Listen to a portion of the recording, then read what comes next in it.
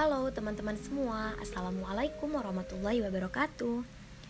Di dalam video ini kami akan membahas tema pertama, yaitu sistem inquisitoire dan sistem accusatoire.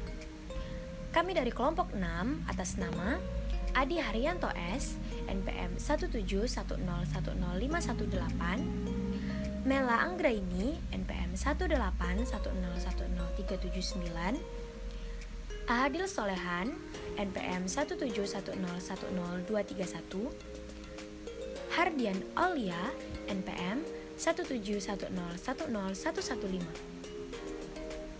Dalam membuktikan adanya tindak pidana, ada dua sistem pemeriksaan dalam peradilan pidana Indonesia, yaitu pertama, sistem inquisitoire.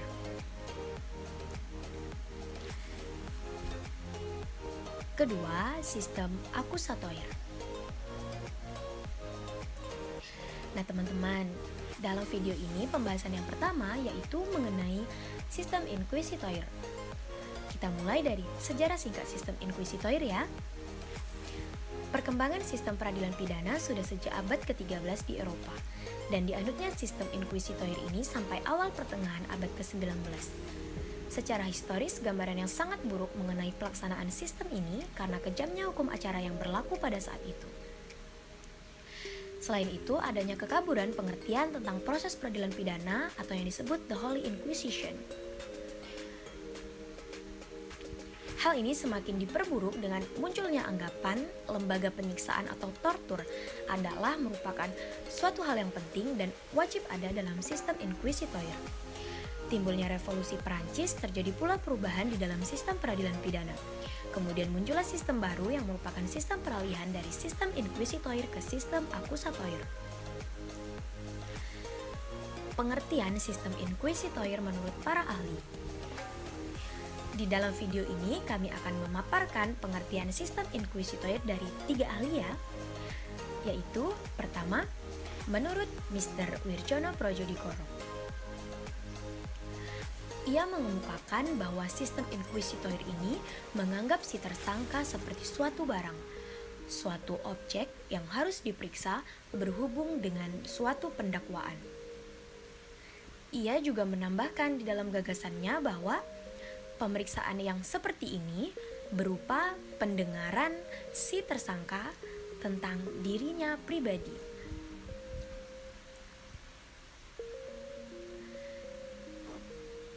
Pengertian sistem inquisitoire dari ahli yang kedua yaitu menurut S. Tarif SH. Ia mengemukakan bahwa sistem inquisitoire ialah tersangka dianggap sebagai objek yang harus diperiksa. Pemeriksaan ini berupa pendengaran, keterangan-keterangan tersangka tentang dirinya, dan biasanya di dalam sistem pemeriksaan ini pemeriksa sudah a priori berkeyakinan bahwa kesalahannya tersangka, sehingga sering terjadi paksaan terhadap tersangka untuk mengakui kesalahannya, sehingga kadang-kadang dilakukan penganiayaan. Pengertian sistem inquisitoire menurut ahli yang ketiga yaitu menurut Abdurrahman SH. Ia mengemukakan bahwa sistem inquisitoire adalah suatu pemeriksaan yang memandang seseorang tertuduh sebagai objek dalam pemeriksaan dengan kedudukan yang lebih tinggi dalam suatu pemeriksaan yang dilakukan secara tertutup atau rahasia.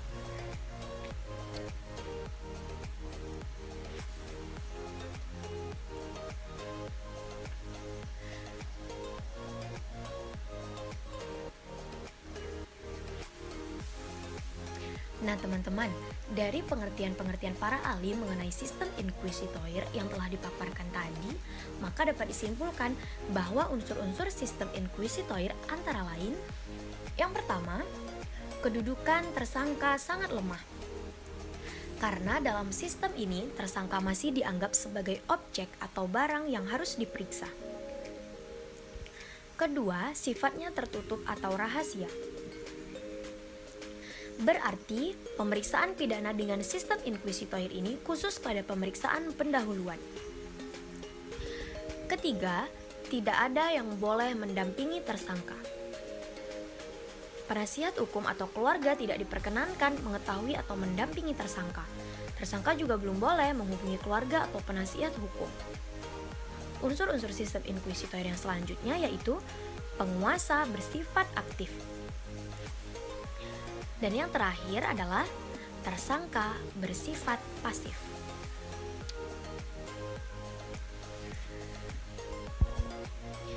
Pembahasan yang selanjutnya yaitu mengenai dasar hukum sistem inquisitoire. Dasar hukum mengenai pemeriksaan dengan sistem inquisitoire ini adalah pasal 164 HIR yang berbunyi, maka yang disebut bukti yaitu pertama, bukti surat, kedua, bukti saksi, ketiga, sangka,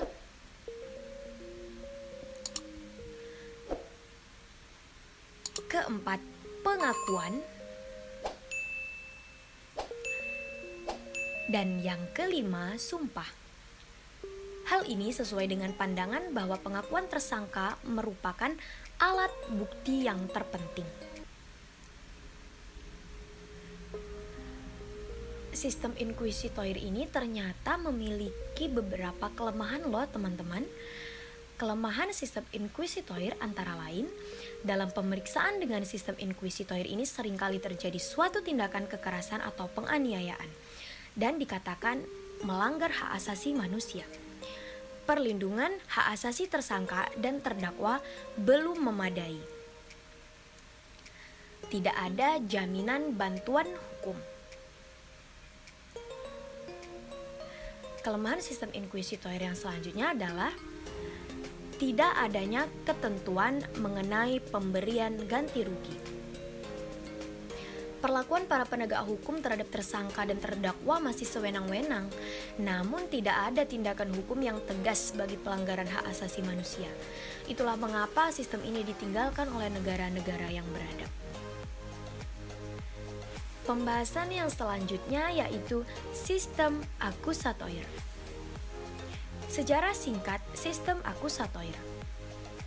Sistem akusatoire ini merupakan sistem peralihan dan dianut sejak pertengahan abad ke-19 di Eropa. Menurut Romilly at Passamita, HIR Stadblad 1941 nomor 44 sebagai produk peraturan perundang-undangan telah menganut sistem peralihan dan tidak lagi menganut sistem inquisitoire. Meskipun di lain pihak masih terdapat ketentuan dari HIR yang mengatur perlunya pengakuan sebagai salah satu bukti yang sah. Seiring dengan perkembangannya, ternyata sistem akusatoire masih mendapat banyak kecaman, meskipun dalam konteksnya sudah lebih memperhatikan hak asasi manusia dibandingkan dengan sistem inquisitoire.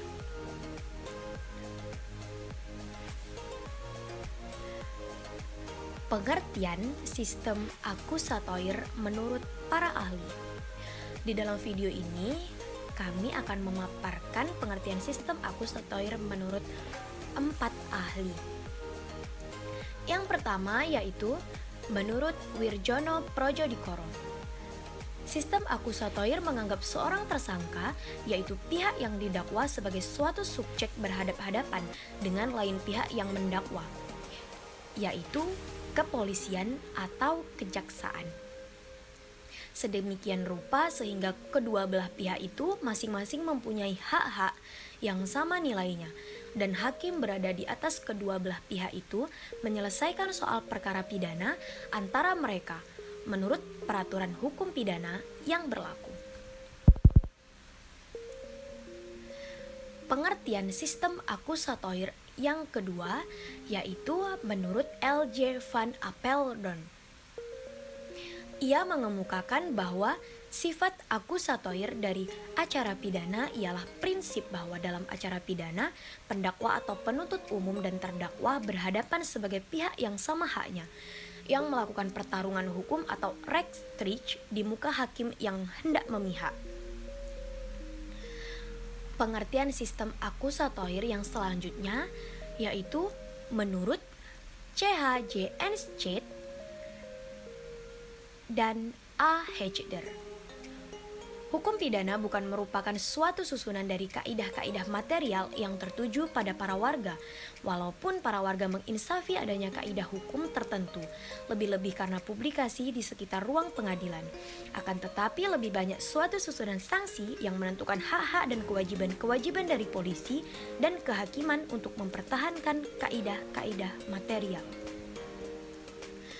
Nah teman-teman, berdasarkan pengertian sistem akusatoire dari para ahli yang telah dipaparkan tadi, dapat disimpulkan juga unsur-unsur sistem akusatoire, antara lain, pertama, tersangka dianggap sebagai objek. Hal ini sejalan dengan salah satu asas dalam hukum pidana, yaitu asas praduga tak bersalah. Yang kedua, sifatnya terbuka. Artinya, pemeriksaan tersebut tidak ditutup-tutupi dan bisa dilihat oleh siapapun. Ketiga, diperbolehkan menggunakan bantuan hukum. Keluarga dan penasihat hukum boleh mendampingi tersangka pada saat pemeriksaan. Keempat, pihak yang saling berhadapan memiliki hak yang sama. Tidak ada perbedaan hak antara penguasa dan tersangka seperti dalam sistem inquisitoire. Pembahasan selanjutnya yaitu dasar hukum sistem akusatoire. Undang-Undang Nomor 8 Tahun 1981 atau Kitab Undang-Undang Hukum Acara Pidana yang disebut KUHAP. Sebagaimana yang tercantum dalam pasal 54 KUHAP yang berbunyi, guna kepentingan pembelaan, tersangka atau terdakwa berhak mendapat bantuan hukum dari seorang atau lebih penasihat hukum.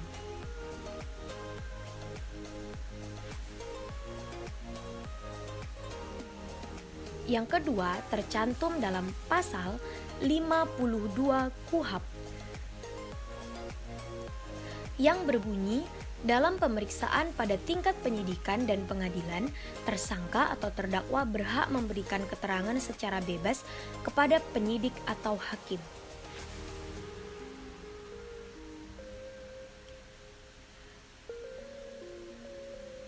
Meskipun sistem akusatoire ini merupakan sistem peralihan dari sistem inquisitoire ke sistem akusatoire, namun ternyata sistem akusatoire juga memiliki kelemahan loh. Yang pertama yaitu tidak terlihat adanya pengaturan tentang struktur dan lembaga pencegah, penindak dan akibat hukumnya terhadap pemeriksaan secara kekerasan dan penyiksaan selama proses penyidikan. Kelemahan sistem akusatoire yang kedua yaitu tugas penyidikan dan penuntutan masih berada di satu tangan.